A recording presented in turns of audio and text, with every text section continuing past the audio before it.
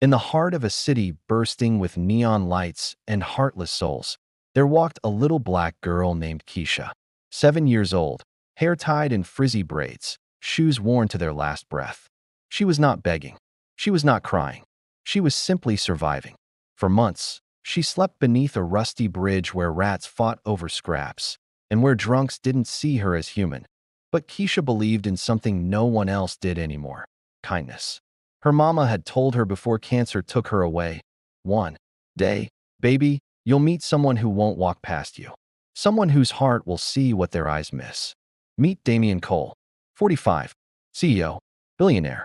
Suits sharper than his words. He had everything except what money couldn't buy: peace. His wife had left him for his best friend. His own son refused to speak to him. To Damian, the world was a transaction. That night, Damian left a gala early. Bored of champagne, bored of fake smiles, bored of people praising him for a life he didn't want anymore. As his driver pulled up near a quiet intersection, a small figure stepped forward. "Excuse me, sir. Can I go home with you?" Damian blinked.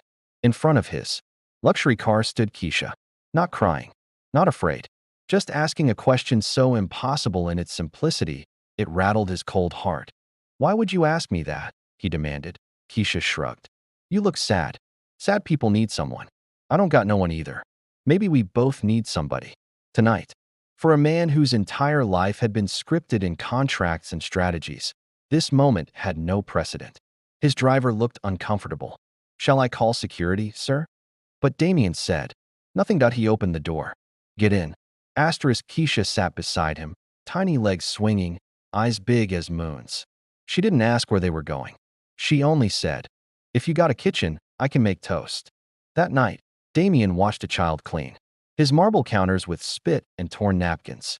He heard her humming as if the mansion wasn't empty of joy.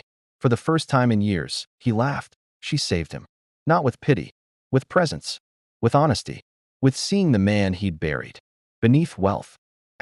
Days turned into weeks. He hired detectives. Who was this child? Where was her family? The truth hit harder than any scandal he'd survived. Her mother's death certificate. No father listed. Foster homes that chewed her up and spat her back on the streets. She wasn't running from home. She had no home. Damien realized then, she didn't pick me. Fate did. One night at a grand dinner, his ex-wife returned with their grown, bitter son. She mocked Damien. "You brought home a stray now? A little black girl, seriously? You're more desperate than I thought." Silence. Then Damien stood. "This little girl gave me something you never could." The room hushed. Hope. Humanity. A reason to live. He knelt beside Keisha. "Would you mind staying forever?" Months later, adoption papers signed, bedtime stories told, laughter echoing through the halls. Damien's lawyer brought him news. "Sir, you should know. Keisha's grandfather was your janitor. The man who once saved your company from burning down. The man you never noticed. The man who died penniless." Damien wept. Not from guilt. From awe. Fate doesn't waste its time on coincidence. Today, people call Damian Cole the man who adopted a homeless black girl out of kindness. But if you ask him, she adopted me first.